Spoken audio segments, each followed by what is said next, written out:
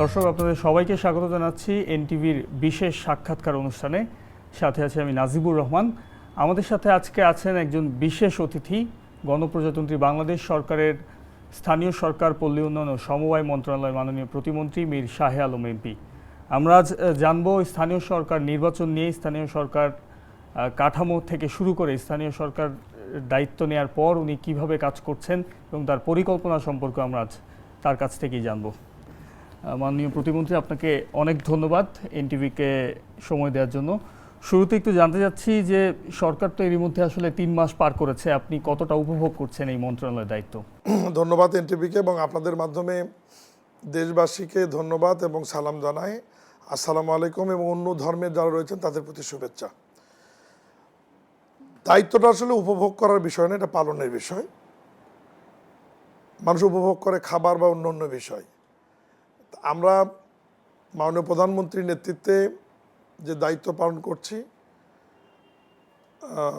একটা ভঙ্গুর অর্থনীতি ফেলে যাওয়া রাষ্ট্রকে এবং সেই রাষ্ট্রের বিভিন্ন মন্ত্রণালয়ের আমরা যারা দায়িত্ব পালন করছি, আমাদের সময়টা খুব কঠিন যাচ্ছে এবং মাননীয় প্রধানমন্ত্রী সহ আমরা মন্ত্রিপরিষদের সদস্যরা সকাল 9টা থেকে সন্ধ্যা অবধি এবং কোনো কোনো সময় অনেক রাত পর্যন্ত আমাদের অফিসের যে কার্যক্রমগুলি এগুলো আমরা বাস্তবায়নের চেষ্টা করছি এবং আমাদের উপর যে অর্পিত দায়িত্ব সেটা যথাযথভাবে পালনের চেষ্টা করছি। প্রত্যাশার চাপটা কি আপনি নিজে চাপ অনুভব করেন কিনা, যে মানুষের প্রত্যাশাটা ঠিকঠাকভাবে আপনি পালন করতে পারবেন কিনা? প্রত্যাশাটা বিভিন্ন সময়ে বিভিন্ন রকমের হয়। একটা হচ্ছে বিনা ভোটের স্বৈরাচার সরকারের সময় জনগণের প্রত্যাশাটা একরকম, আবার ভোট ছাড়া অন্তর্বর্তীকালীন সরকারের সময়ের প্রত্যাশাটা একরকম। আর এই মুহূর্তে অনেক দিন পর দেশে একটি অবাধ, সুষ্ঠু, নিরপেক্ষ নির্বাচনের মাধ্যমে এদেশের 55% মানুষ সমর্থন দিয়ে 2/3 মেজরিটি সংখ্যাগরিষ্ঠতা নিয়ে জনাব তারেক রহমানের নেতৃত্বে বিএনপি যে সরকার গঠন করেছে, এটা সরাসরি জনগণের সরকার, জনগণের ভোটে নির্বাচিত সরকার। স্বাভাবিক কারণেই জনগণের প্রত্যাশাটা আমাদের ওপর অনেক বেশি এবং সেটা তার অধিকার থেকে বেশি, কারণ তারা যেহেতু আমাদেরকে ভোট দিয়ে নির্বাচিত করেছে। সেই প্রত্যাশার জায়গা অবশ্যই বেঁচে আছে। তবে আমাদের 180 দিনের কর্মসূচি রয়েছে, 100 দিনের রয়েছে, আর পরেও বিভিন্ন ধরনের কর্মসূচি রয়েছে। মাননীয় প্রধানমন্ত্রী নির্বাচনী সময় কিছু গুরুত্বপূর্ণ পয়েন্টের উপর ওনার কর্মসূচি দিয়েছিল, সেগুলো পাইলট আকারে মাঠে গিয়েছে। এরপরে বিএনপির যে ইশতেহার রয়েছে, ইশতেহারে বিভিন্ন মন্ত্রণালয় ভিত্তিক কিছু কর্মকৌশল বা জনগণের সামনে উপস্থাপন করা আছে।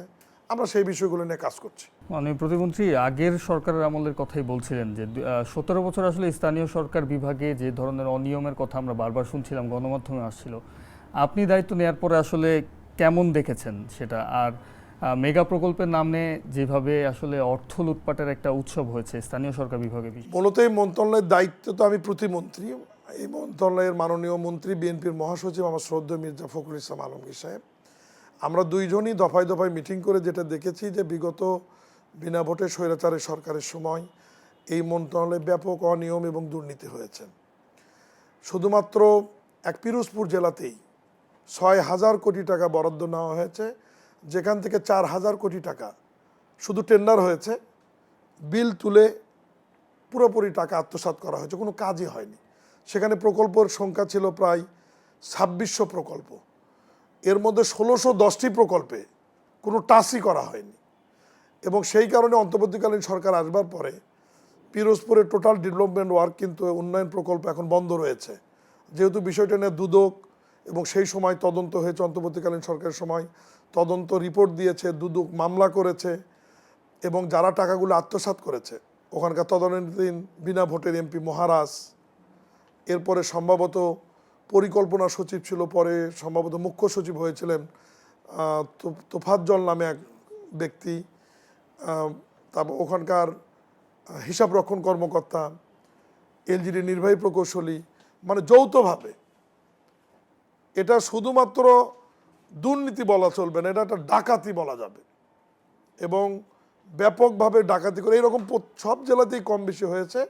পরবর্তীতে আমাদের মন্ত্রণালয় থেকে আমরা বিগত 17 বছরের সমস্ত অনিয়মগুলোকে তুলে নিয়ে আসবার জন্য আমরা একটা তদন্ত কমিটি করেছি। আমাদের মন্ত্রণালয়ের অ্যাডিশনাল সেক্রেটারির নেতৃত্বে 6 সদস্যের একটা কমিটি করে দিয়েছি। তাদেরকে 60 দিনের সময় দিয়েছে মাননীয় মন্ত্রী। এই সময়ের মধ্যে তারা একটা রিপোর্ট দিলে মোটামুটি আমাদের কাছে পুরো চিত্র চলে আসবে। তবে পিরোজপুর যেহেতু উন্নয়ন এখন পুরোপুরি বন্ধ রয়েছে, পিরোজপুরের একজন মন্ত্রী রয়েছে, আমাদের গণপূর্ত প্রতিমন্ত্রী, বিএনপির একজন নির্বাচিত এমপি রয়েছেন এবং 11 দলীয় জোটের একজন এমপি রয়েছেন। তারা মাননীয় প্রধানমন্ত্রীর নোটিশে বিষয়টা আনলে মাননীয় প্রধানমন্ত্রী এই বিষয়টা নিয়ে একটা মিটিং করেছেন এবং এখন আমরা পিরোজপুরে গিয়ে মোটামুটি যাতে পিরোজপুরের ডেভেলপমেন্ট ওয়ার্কটা চালু করা যায় সে ব্যাপারে আমরা একটা পদক্ষেপ নিতে যাচ্ছি। বিএনপি সরকার দায়িত্ব নেওয়ার পরে এইভাবে অঞ্চল ভিত্তিক গুরুত্বটা পাবে, নাকি সেক্ষেত্রে সবাই সমবন্টন, মানে বলা যায় যে বরাদ্দটা কি সমবন্টন হবে কিনা সব ক্ষেত্রে? না, আমরা তো অর্থ বছরে একদম শেষ সময়ে দায়িত্ব নিয়েছি। শেষ সময় দায়িত্ব নেবার কারণে এই অর্থ বছরের মোটামুটি সিংহভাগ বরাদ্দ তো আগেই অন্তর্বর্তীকালীন সরকারের যারা উপদেষ্টা ছিলেন তারা টাকা ছাড় করে গিয়েছে। আমরা এসে চতুর্থ কিস্তি এবং খুব সীমিত আকারে অর্থ পেয়েছি এবং স্পেশাল কিছু বরাদ্দ আমাদের মাননীয় মন্ত্রী মহোদয় অর্থ মন্ত্রণালয়কে বলে আমরা নিয়ে এসেছি এবং সেটা আমরা 64 জেলাতেই সমবন্টন করে দিয়েছি আমরা। আর সেক্ষেত্রে বিএনপির সরকার বা আপনারা যারা আছেন মন্ত্রিসভায় তাদের গুরুত্বটা আমরা কোন সেক্টরে বেশি দিব? স্থানীয় সরকার বিভাগে দেখা যায় যে উন্নয়নের ক্ষেত্রে অবকাঠামো উন্নয়ন মেগা প্রকল্প, আগে যেমন শুধু মেগা প্রকল্প নেওয়া হচ্ছে, এবার কি সেটা মানে কি বিবেচনায় নিয়ে আপনারা কাজ করবেন? দেখুন, আমাদের ইশতেহারে তো ক্লিয়ার করাই আছে, বিএনপির ইশতেহারটা আপনারা খেয়াল করবেন। আর সেকেন্ড যেটা, সেটা হচ্ছে যে মাননীয় প্রধানমন্ত্রী তার নির্বাচনের সময় কিছু প্রতিশ্রুতি দিয়েছেন, যেমন বাড়ির নারী প্রধান এবং গৃহকর্ত্রীদের নামে ফ্যামিলি কার্ড, এদেশের 2,70,00,000 কৃষকের জন্য কৃষক কার্ড, প্রতিরোধমূলক স্বাস্থ্য ব্যবস্থা গড়ে তোলবার জন্য 1 লক্ষ স্বাস্থ্যকর্মী নিয়োগ এবং গ্রামে গ্রামে তারা স্বাস্থ্য ব্যবস্থাকে গড়ে তুলবে। এরপরে মানুষের কর্মসংস্থান, খেলাধুলা, 25 কোটি বৃক্ষরোপণ 5 বছরে, 5 বছরে 20,000 কিলোমিটার খাল নদী খনন পুনঃখনন, ইমাম মসজিদ, অবহেলিত ইমাম মসজিদদের এবং মন্দির প্যাগোডা গির্জার পুরোহিত এবং সেবায়িতদের যে সম্মানী প্রদানের যে বিষয়টি, এগুলোকে আমরা সর্বাগ্যে গুরুত্ব দিচ্ছে এই সরকার এবং গুরুত্ব দিয়ে এগুলো আমরা পাইলট আকারে ইতিমধ্যে সব মাঠে কিন্তু গড়িয়েছে এবং আগামী অর্থ বছরে এই প্রকল্পগুলিতে অতিরিক্ত বরাদ্দ বেশি থাকবে এবং এই প্রকল্পগুলি খুব বেশি আকারে মাঠ পর্যায়ে যাবে। আর আমাদের মন্ত্রণালয়ের যে দায়িত্ব, আমরা একদম তৃণমূল পর্যায়ে কাজ করি স্থানীয় সরকার নিয়ে, মানুষের আর্থ সামাজিক উন্নয়নের জন্যে যে কর্মসূচিগুলোকে গুরুত্ব পাবে আমরা সেই কর্মসূচিগুলোকে বাজেটে বরাদ্দ রেখেছি। আমি যেমন উদাহরণ হিসেবে আপনাকে বলি, খাল খনন 4টি মন্ত্রণালয় আমরা করি, পানি সম্পদ মন্ত্রণালয়, ত্রাণ ও পুনর্বাসন মন্ত্রণালয়, কৃষি মন্ত্রণালয়ের বিএডিসি সেচ এবং আমরা স্থানীয় সরকার মন্ত্রণালয় এলজিডির মাধ্যমে। তৃণমূল পর্যায়ে প্রায় 2 বছর ধরে জনপ্রতিনিধি শূন্যই বলা যায়, তো সেটা আসলে কতটা সমস্যা তৈরি করছে আপনি নিজে দেখছেন এবং সেই ক্ষেত্রে আপনারা এসেই প্রশাসক নিয়োগ দিয়েছেন বিভিন্ন জায়গায়, সেটা কতটা গুরুত্বপূর্ণ ছিল আপনার মনে হয়? আপনাকে একটু সংশোধনী দেই, সমস্ত জায়গায় আমরা প্রশাসক নিয়োগ দেই না, জেলা পরিষদ এবং সিটি শেষ করি আমি, আপনার প্রশ্নটা তো আমি বুঝছি, সমস্ত জায়গায় দেইনি, আমরা দিয়েছি সিটি কর্পোরেশন এবং জেলা পরিষদে। এটা দেওয়ার অর্থ হচ্ছে যে সিটি কর্পোরেশন একটা বড় পরিসরের প্রতিষ্ঠান, এখানে যদি প্রশাসনের কোনো ব্যক্তির দায়িত্বে থাকে তাকে তো ওই রকম কেউ চিনবে না। অতএব ডেভেলপমেন্ট এবং সাধারণ মানুষের কাছে পৌঁছানোর জন্য সর্বজন গ্রহণযোগ্য এবং যে ব্যক্তিকে মানুষ চিনে এবং যে ব্যক্তি ওই অঞ্চলের মানুষের সাথে দীর্ঘদিন আন্দোলন লড়াই সংগ্রাম ভোটের মাঠে ছিল, মানুষের সুখ দুঃখ বেদনা এবং এই এলাকার রাস্তাঘাটের উন্নয়ন যে বুঝবে, এ ধরনের ব্যক্তিগুলোকে দিয়ে নির্বাচনের আগ পর্যন্ত আমরা প্রশাসক হিসেবে দায়িত্ব দিয়েছি। একই কারণে জেলা পরিষদগুলোতে দায়িত্ব দিয়েছি। আমরা এই জিনিসটা যাতে অন্য পথে বা মানুষের কাছে ভুল ধারণা না জন্মায়, এই জন্যে কিন্তু আমরা 330টি পৌরসভা, 500টি উপজেলা এবং 4,500 ইউনিয়ন পরিষদে কিন্তু আমরা প্রশাসক নিয়োগ দেইনি। ঈদ গেল, ঈদের মধ্যে আসলে সিটি কর্পোরেশনের মহাযজ্ঞ ছিল একটা, আপনি কতটা সন্তুষ্ট আসলে যে সিটি কর্পোরেশনগুলো তাদের পারফরমেন্স, আপনি কতটা সন্তুষ্ট প্রতিমন্ত্রী হিসেবে? আপনার এই প্রথমের কথায় আমি আবার ফিরে যেতে চাই, যেহেতু মানুষের ভোটে নির্বাচিত সরকার আমরা, এই কারণে মানুষের আশাটা আমাদের ওপর একটু বেশি যে অনির্বাচিত সরকার বা অন্তর্বর্তীকালীন সরকারের চাইতে নির্বাচিত সরকার ভূমিকাটা বেশি পালন করবে। আমাদের অনুশাসন জারি করা ছিল যে প্রত্যেকটি সিটি কর্পোরেশন প্রথম দিন 12 ঘন্টার মধ্যে ঈদুল আজহার বর্জ্য অপসারণ করবে। আর আমাদের কুরবানি যেহেতু 3 দিন হয় 72 ঘন্টা ব্যাপী, পরের 2 দিনও ওই সময়ের মধ্যে বর্জ্যগুলো তারা অপসারণ করে ফেলবে। আমাদের ঢাকার বাইরে যে সিটি কর্পোরেশনগুলো, অনেকে সিটি কর্পোরেশন 7 ঘন্টা 8 ঘন্টা 9 ঘন্টার মধ্যে অপসারণ করেছে। ঢাকাতেও যেহেতু শহরের মধ্যে গরুর হাটগুলি বসেছিল, আবর্জনা ময়লার পরিমাণ বেশি ছিল, তারাও চেষ্টা করেছে 10, 11, 12 ঘন্টার মধ্যেই সমাপ্ত করবার জন্য। এরপরে যে জায়গাগুলোতে হাট বাজার ছিল, গরুর হাট, সে জায়গাতে কিছু ময়লা ছিল যেটি পরের দিন প্রধানমন্ত্রী প্রোটোকল ছাড়া এবং কাউকে না জানিয়ে নিজে গাড়ি ড্রাইভ করে, আপনারা নিউজে দেখেছেন যেখানে দক্ষিণে। কথাটা যদি একটু বলতেন আসলে, মানে আপনিও তো তার সঙ্গী ছিলেন, তিনি আসলে কি বিবেচনায় করে হঠাৎ করে, এটা তো আসলে প্রধানমন্ত্রী কখনোই করেনি বাংলাদেশে। মাননীয় প্রধানমন্ত্রীর বিবেচনাটা উনিই বলতে পারবেন। তবে এটা একটা ইতিহাস হয়ে থাকবে যে বাংলাদেশের ইতিহাসে 55 বছরের ইতিহাসে এই প্রথম কোনো প্রধানমন্ত্রী সরাসরি নিজে গাড়ি চালিয়ে ঢাকা শহর, ঢাকা মহানগর উনি ঘুরে দেখেছেন। ময়লা আবর্জনা উন্নয়ন, পানি নিষ্কাশনের ব্যবস্থা বা ডেঙ্গুর উৎপত্তি স্থল যেগুলো, লাভা কোথায় তৈরি হয়, এই জায়গাগুলি উনি ঘুরে ঘুরে দেখেছেন। এবং সেদিন উনি ওনার পিএসের মাধ্যমে টেলিফোনে বলা হলো যে ওনার বাসার সামনে যেন এতটার সময় আমরা হাজির হই। কি কারণে কেন এটা বলা হয়নি। একইভাবে দক্ষিণের প্রশাসককেও বলা হয়েছিল। আমরা দুইজন যথাসময়ে হাজির হওয়ার পর আমাদেরকে জানানো হলো যে আপনাদের গাড়ি ছেড়ে দেন। আমরা গাড়ি ছেড়ে দিলাম। মাননীয় প্রধানমন্ত্রী বলল যে আপনারা আমার গাড়িতে উঠুন। আমরা ওনার গাড়িতে উঠলাম। এরপরে রুটটা ওনারই ঠিক করা ছিল। উনি গাড়ি চালিয়ে ওনার নির্দিষ্ট রুটে গিয়েছেন এবং বেশ কিছু জায়গায় উনি অব্যবস্থাপনা দেখেছেন, ময়লা আবর্জনা দেখেছেন।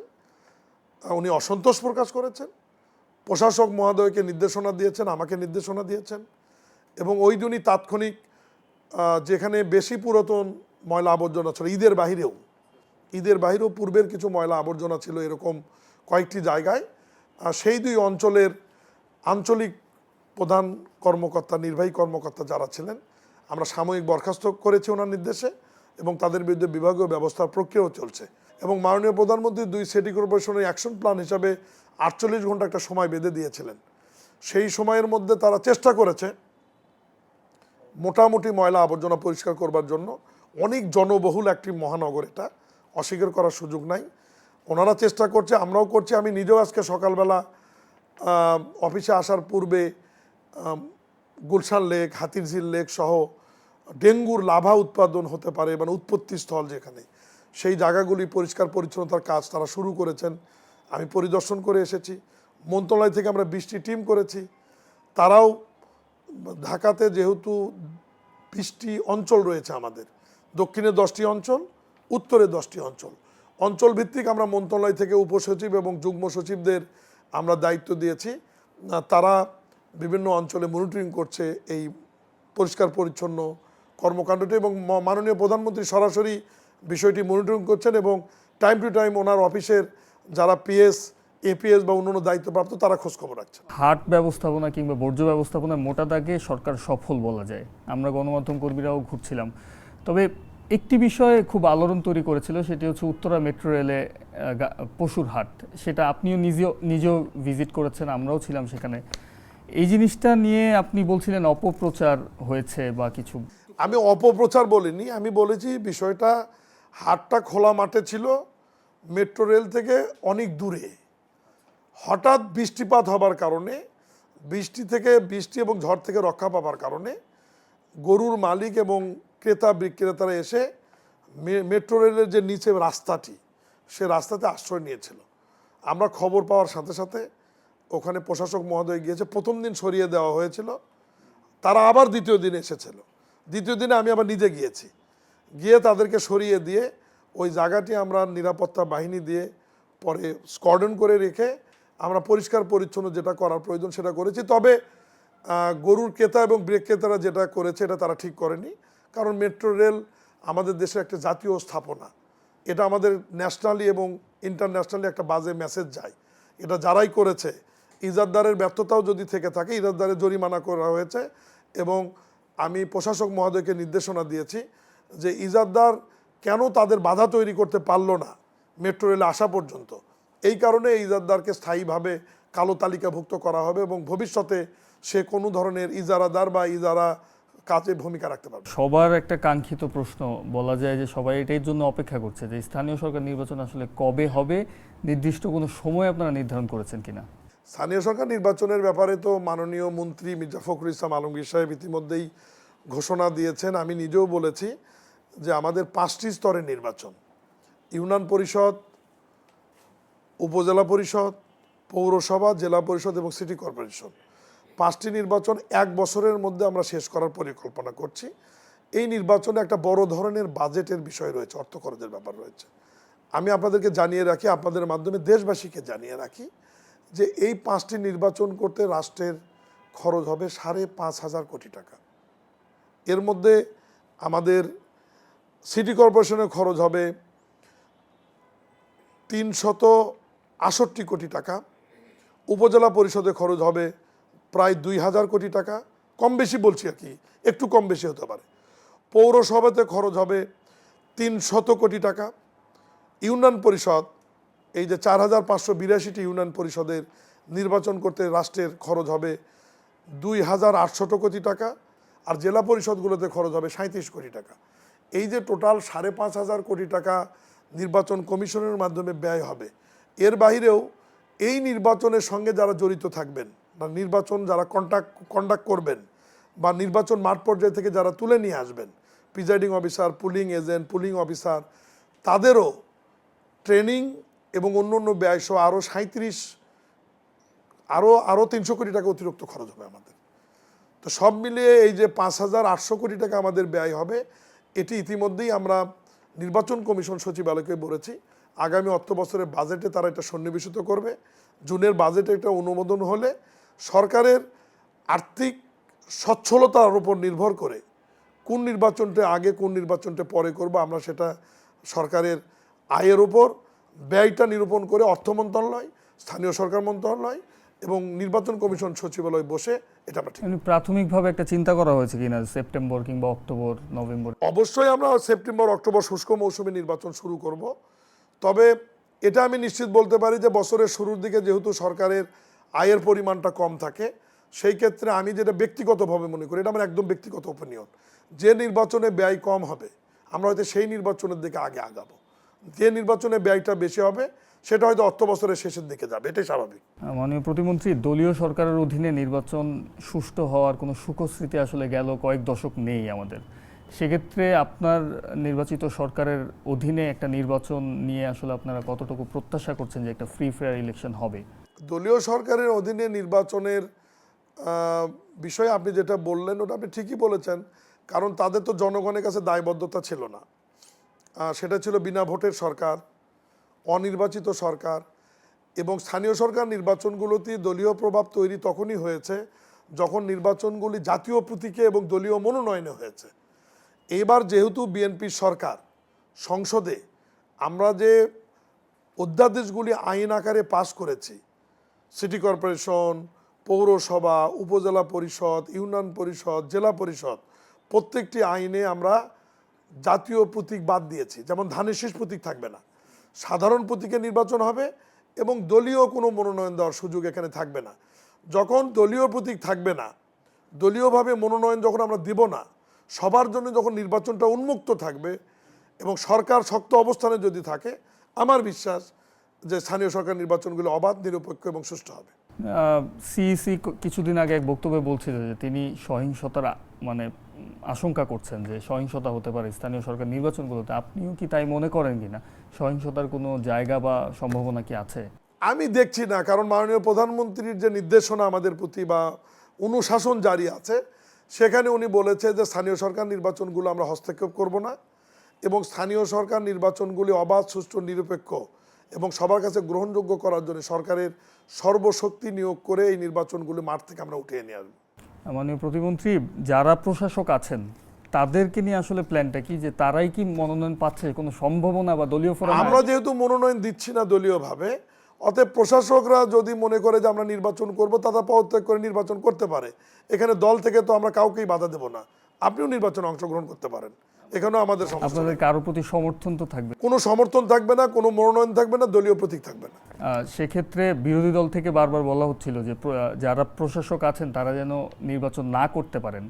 আসলে এই ধরনের আইন তো হয়তো এই ধরনের আইন নাই। আর বিরোধী দল এটা বলার কারণ হচ্ছে যে তারা তো ইতিমধ্যেই আইনকে অমান্য করে তারা দলীয় মনোনয়ন দিয়ে দিয়েছে অলরেডি। 11 দল তারা তো বলছে যে তাদের প্রার্থী কে কোথায়, সাংবাদিক সম্মেলন করে তারা তো ঘোষণা দিয়ে তারা তো মাঠে নেমেছে। তার মানে কি, তারা তো দলীয়ভাবে প্রচার প্রচারণা করছে। কিন্তু এখন পর্যন্ত কিন্তু বিএনপির পক্ষ থেকে আমরা কিন্তু কোথাও বলিনি যে অমুক আমাদের মেয়র প্রার্থী, অমুক আমাদের উপজেলার প্রার্থী, বা অমুক ব্যক্তি আমাদের ইউনিয়নের চেয়ারম্যান প্রার্থী। ব্যক্তিগতভাবে কেউ বললে বলতে পারে, কিন্তু দলীয় ব্যানারে বা দলীয় মোড়কে আমরা তো এটা কোথাও কোনো ঘোষণা দিইনি, এবং শেষ পর্যন্ত এটা দেওয়ার কোনো সুযোগ আইনেও নেই, এবং বিএনপির পক্ষ থেকে এটা করা হবে বলে আমি মনে করি। আপনি কিছুদিন আগে এক ব্রিফিংয়ে আসলে আসিফ মাহমুদ সজীব ভুঁইয়াকে নিয়ে একটা মন্তব্য করেছিলেন যে তার অধীনে কিছু দুর্নীতি অনিয়মের তথ্য আপনি পেয়েছেন। একটু সুনির্দিষ্ট করে কি বলা যায় কিনা যে আসলে কি ধরনের অনিয়ম বা দুর্নীতি হয়েছে? সাংবাদিক হিসাবে আপনার তো প্রশ্ন করার যথেষ্ট অধিকার আছে। একজন মন্ত্রী হিসাবে আমি কিন্তু শপথ নিয়েছি যে সরকারের অনেক বিষয় আমাকে গোপনীয়তা রাখতে হবে। আমাদের শপথ হয় দুটি, একটা মন্ত্রীর শপথ, একটা গোপনীয়তার শপথ। আমরা ইতিমধ্যেই তদন্ত কমিটি করেছি। 60 দিনের মধ্যে আসিফ ভুঁইয়ার শেষ পর্যায়ে আদিলুর রহমান পর্যন্ত, আর ওইদিকে 9 সালে যে দায়িত্ব শুরু করেছে ওখান থেকে আদিলুর রহমান পর্যন্ত পুরো বিষয়টাই তদন্তের জন্য একটা কমিটি করে দিয়েছি।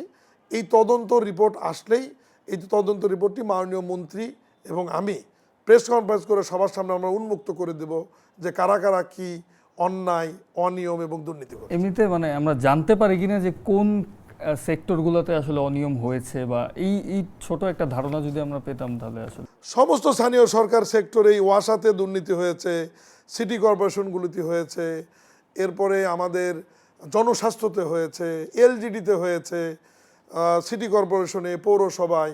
স্থানীয় সরকার মন্ত্রণালয়ে এমন কোনো সেক্টর নাই।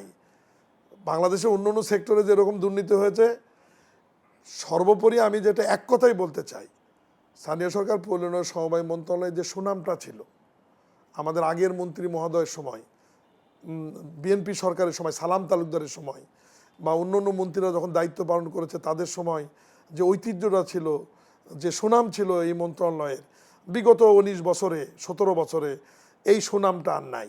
এখন আমি আর মাননীয় মন্ত্রী মহোদয় সর্বোচ্চ চেষ্টা করছি এই সুনামটা ধরে রাখবার জন্য। এখন আপনাদের দোয়ায় দেখা যাক কতটুকু আমরা চেষ্টা করে সফল হতে পারি। ঢাকার 2 সিটি কর্পোরেশন চরম অর্থ সংকটে ছিল কিছুদিন আগেও, আপনারা দায়িত্ব নেওয়ার পরে দেখছিলেন তো।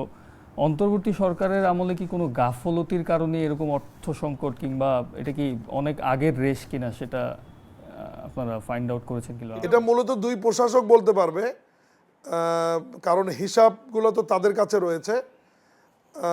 তাদের কিছু গাফিলতির ব্যাপারে হয়তো দুই প্রশাসক আলাদা আলাদা কথাও বলেছে, মিডিয়াতে আপনারা শুনেছেন।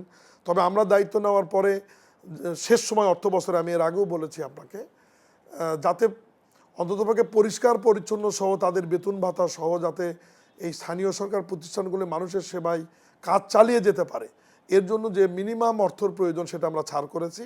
এবং অর্থ বছরের শেষ সময়ে এসেও এই যে ডেঙ্গু সহ পানি নিষ্কাশন ব্যবস্থা এবং ময়লা আবর্জনা পরিষ্কারের জন্য আমরা শেষ সময়ে এসেও একদম জুন মাসেও আমরা প্রত্যেকটা সিটি কর্পোরেশনের কমপক্ষে 12 থেকে 15 কোটি টাকা করে কমপক্ষে আমরা ছাড় করছি, যাতে এই কার্যক্রমগুলো যাতে জনসেবার জন্য তারা চালু রাখতে পারে। আসন্ন বাজেটে বরাদ্দের ক্ষেত্রে একটু প্রায়োরিটি চাচ্ছে, সেটা কি তারা পাচ্ছেন? তারা প্রায়োরিটি দিয়েছে, আমরাও প্রায়োরিটি দিয়েছি।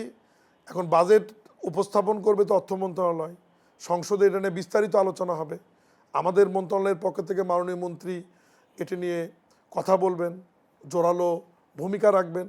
ইনশাআল্লাহ স্থানীয় সরকারগুলোতে বাজেট বাড়ানো উচিত, যেহেতু জনগণের সরাসরি এই প্রতিষ্ঠানগুলোর সাথে সম্পৃক্ত থাকে। আমরা আশা করব যে মাননীয় প্রধানমন্ত্রী এবং অর্থমন্ত্রী নেক নজর দেবেন, সুনজর দেবেন, যাতে বাজেট বাড়িয়ে দিয়ে গ্রামীণ জনপদের অর্থনৈতিক উন্নয়নের যে চালিকা শক্তি এই স্থানীয় সরকার প্রতিষ্ঠানগুলো, এগুলো যাতে আমরা সচল রাখতে পারি। সামনেই বর্ষা সিজন, তারপরেই হচ্ছে ডেঙ্গুর প্রাদুর্ভাবটা আসলে বেড়ে যায়। সেক্ষেত্রে আসলে সমন্বয়হীনতার ঘাটতি আমরা বেশ কয়েক বছরে দেখেছি। আপনি দায়িত্ব নিয়েছেন, এই মন্ত্রণালয় এবং স্বাস্থ্য মন্ত্রণালয় থেকে শুরু করে সিটি কর্পোরেশন কিভাবে সমন্বয় করে কাজ করবেন, ডেঙ্গুটা আমরা কি মোকাবেলা করতে পারবো? মাননীয় প্রধানমন্ত্রী এর ব্যাপারে অনুশাসন রয়েছে, স্বাস্থ্য মন্ত্রণালয় মূল ভূমিকা রাখছেন, আর পরিষ্কার পরিচ্ছন্নের ভূমিকাটা আমরা রাখছি। আপনার মাধ্যমে আমি নগরবাসীকে জানাতে চাই যে নগরের সব বিষয় কিন্তু সিটি কর্পোরেশন দেখে না। নগরের ওয়াসার অনেক দায়িত্ব এখানে রয়েছে এবং রাজুকেরও অনেক দায়িত্ব রয়েছে, যেমন হাতির ঝিল, গুলশান লেক, এগুলো কিন্তু আপনার দেখভাল করে হচ্ছে রাজুক, কিন্তু সাধারণ মানুষের ধারণা এগুলো বোধহয় স্থানীয় সরকার বা সিটি কর্পোরেশনের। আবার প্রধান সড়ক, রাস্তা যেটি বিমানবন্দর রোড, এটা কিন্তু সড়ক ও জনপথ বিভাগের, সাধারণ মানুষের ধারণা এটা বোধহয় সিটি কর্পোরেশনের। আবার কিছু ড্রেনেজ ব্যবস্থা রয়েছে, কিছু খাল রয়েছে, সুয়েরেজ লাইন রয়েছে, যেগুলো দেখে ওয়াসা, সাধারণ মানুষ মনে করে এটাও বোধহয় সিটি কর্পোরেশন। ফলে সব কিছু মিলিয়ে দায়ভারটা এসে সিটি কর্পোরেশন এবং স্থানীয় সরকারের ওপর পড়ে। তারপরে আমি বলতে চাই যে আমরা সমন্বয় করছি। মাননীয় প্রধানমন্ত্রীর নেতৃত্বে আন্তঃমন্ত্রণালয়ের একটি কমিটি করা হয়েছে, যেখানে গৃহায়ণ ও গণপূর্ত মন্ত্রণালয়, ওয়াসা, আপনার রাজুক, সিটি কর্পোরেশন, আমরা যৌথভাবে চেষ্টা করছি। আমরা মূল গুরুত্ব দিচ্ছি যে প্রতিরোধমূলক ব্যবস্থা, মানে ডেঙ্গুর উৎপত্তি স্থলগুলোকে ধ্বংস করে দেবার জন্য। আমি আপনার মাধ্যমে নগরবাসী এবং দেশবাসীকে মাননীয় প্রধানমন্ত্রী জনাব তারেক রহমানের পক্ষ থেকে অনুরোধ রাখব যে যে জায়গাগুলোতে রাজুকের, সিটি কর্পোরেশন এবং ওয়াসার অ্যাক্সেস নাই, যেমন আপনার বাড়ির ছাদ, সেখানে তো আমি ঢুকতে পারবো না, আপনার বাড়ির বেলকনি, আপনার অ্যাপার্টমেন্ট এবং পাশের অ্যাপার্টমেন্টের মাঝখানের যে ফাঁকা জায়গাটি, যেটার মধ্যে আপনারা বেলকনি এবং জানালা থেকে মানে শত শত ময়লা ড্রপ করছেন, এই জায়গাগুলো অনুগ্রহপূর্বক আপনারা নিজ দায়িত্বে পরিষ্কার করবেন। কারণ এই জায়গাগুলিতেই ডেঙ্গু মশার উৎপত্তি স্থল হয় এবং লাভা তৈরি হয় এবং এখান থেকেই জন্ম নেয়। আপনাদের মাধ্যমে আমি সাধারণ মানুষকে সহায়তা করার জন্য অনুরোধ করছি এবং রাষ্ট্র পরিচালনার দায়িত্ব আপনারা আমাদেরকে দিয়েছেন। আমরা রাষ্ট্রের পক্ষ থেকে সর্বশক্তি নিয়োগ করে সিটি কর্পোরেশন, রাজধানী উন্নয়ন কর্তৃপক্ষ এবং ওয়াসার পক্ষ থেকে আমরা মেজর যে জায়গাগুলো, সেগুলো আমরা পরিষ্কার পরিচ্ছন্নতা আমরা শুরু করেছি, এটা আমাদের অব্যাহত থাকবে। প্রতিমন্ত্রী, আপনি বিভিন্ন দেশে তো ঘুরেছেন, রাজধানী যেগুলো থাকে দেশগুলোর, সেখানে সিটি গভর্নেন্সের আওতায় আছে সবগুলো হয়। আমাদের এই যে এতগুলো উন্নয়ন সংস্থা, সেক্ষেত্রে আপনাদের এই 5 বছরের মধ্যে কি এরকম কোনো পরিকল্পনা আছে কিনা যে সবাইকে এক ছাদের নিচে নিয়ে আসার?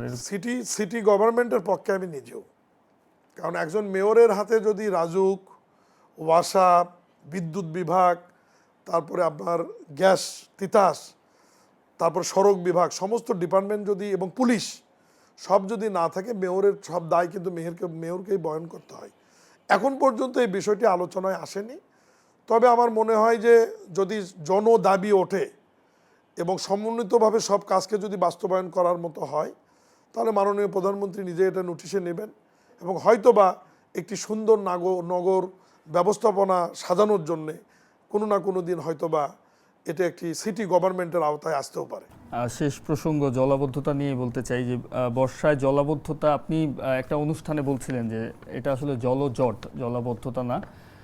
তো আমরা জলাবদ্ধতার মূল কারণ হিসাবে জানি খালগুলো দখল।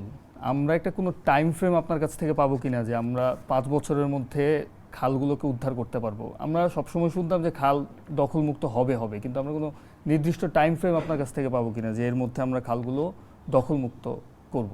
আমরা সবে তো ধরেন 1 মাস 5 দিন হলে দায়িত্ব নিয়েছি। আপনাদের তথ্য অবগতির জন্য জানা যায় ঢাকা উত্তর এবং দক্ষিণে 17টি করে খাল রয়েছে, ছোট বড়। এই 17টি খালি, 34টি খালি উদ্ধারের কার্যক্রম চলছে এবং কিছু জিয়া সরণি খাল, কিছু খালে বড় ধরনের আমাদের বরাদ্দ দিয়েছে বিশ্বব্যাংক এবং এডিপি, সেখানে আমাদের খননের কাজ চলছে। খালগুলি আমরা খনন করে পাশে গাইড ওয়াল দিয়ে, আমরা রেলিং দিয়ে, নেটিং করে মানুষের ওয়াকওয়ের ব্যবস্থা করে দেব। এবং আমরা এই মুহূর্তে যেটা চেষ্টা করছি, যাতে অতিরিক্ত ভারী বর্ষণ হলে পানি যাতে দ্রুত নিষ্কাশন হয়ে যেতে পারে, এই জন্য পানি নিষ্কাশনের মুখগুলো, পয়েন্টগুলো, ড্রেনেজগুলো 2 সিটি কর্পোরেশন আলাদাভাবে পরিষ্কারের ব্যবস্থা করছে। এবং সবচেয়ে আমরা দক্ষিণে গুরুত্ব যেটা দিচ্ছি, যে ঢাকা কলেজের সামনে একটি জায়গায় বৃষ্টি হলেই জলাবদ্ধতা হয়। এটার মূল কারণ হচ্ছে, আপনাদেরকে জানিয়ে রাখি, পিলখানা হত্যাযোগ্য হবার পরে বিডিআরের পিলখানার নিচ দিয়ে একটি ড্রেনেজ ব্যবস্থা ছিল, যেটি নিউ মার্কেট, ঢাকা কলেজ এবং ওই অঞ্চলের পানিটি নিষ্কাশন হয়ে বুড়িগঙ্গাতে গিয়ে পড়তো। ওই হত্যাযজ্ঞর পর বিডিআর এবং বিজিবির ভবনগুলো যখন নতুন করে নির্মাণ করা হয়, তখন নিরাপত্তার সাথে তার ওই পাইপ লাইনটি বন্ধ করে দিয়েছে। এটি দক্ষিণ সিটি কর্পোরেশন নতুন করে একটি প্রকল্প গ্রহণ করেছে। এটি মাননীয় মন্ত্রী এবং প্রধানমন্ত্রীর নোটিশে আছে। আমরা খুব দ্রুত সময়ের মধ্যে এই প্রকল্পটি বাস্তবায়ন করলেই তখন এই যে ঢাকা কলেজ, ল্যাবরেটরি স্কুল এবং নিউ মার্কেটের সামনে যে জলাবদ্ধতা কোমর পানি হয়ে যায়, এটা দ্রুত সমাপ্ত হবে।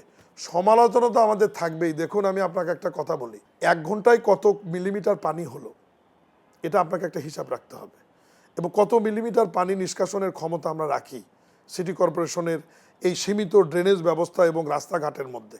এখন হঠাৎ 1 ঘন্টায় যদি কোনো কারণে 100 বা 150 মিলিমিটার বৃষ্টি হয়ে যায়, আপনি 1-1.5 ঘন্টা পানি রাস্তায় থাকবে। আমি এটাকেই জলজট বলছি। মানে আমি কবি হিসেবে শব্দ নতুন করে আবিষ্কার করিনি। আমি বলছি যদি কোনো কারণে বৃষ্টির পরিমাণটা বেশি হয়ে যায়, 1 ঘন্টায় মিলিমিটারের পরিমাণ যদি 100 মিলিমিটারের বেশি হয়ে যায়, সেই কারণে একটু ধৈর্য ধরতে হবে পানিটা নিষ্কাশনের জন্য। আর আমি আপনাকে গ্যারান্টি দিয়ে বলতে পারি, 1 ঘন্টায় যদি 50 মিলিমিটারের নিচে বৃষ্টি হয়, তাহলে 10 থেকে 15 মিনিটের মধ্যে ঢাকা কলেজের সামনে ছাড়া ঢাকার পুরো অংশের পানি নিষ্কাশন হয়ে যাবে ইনশাআল্লাহ। আপনাকে অনেক অনেক ধন্যবাদ আমাকে সময় দেওয়ার জন্য। আপনাকেও ধন্যবাদ, এবং দেশবাসীকে এবং নগরবাসীকে আপনাদের মাধ্যমে সবাইকে এই সরকার পরিচালনার জন্য আপনাদের সহযোগিতা চেয়ে এনটিভিকে ধন্যবাদ জানাচ্ছি। আসসালামু আলাইকুম। দর্শক, এই ছিল আমাদের আজকের আয়োজন। দেখা হবে অন্য কোনো দিন অন্য কোনো অতিথির সাথে। সে পর্যন্ত সবাই ভালো থাকবেন, সুস্থ থাকবেন। আল্লাহ হাফেজ।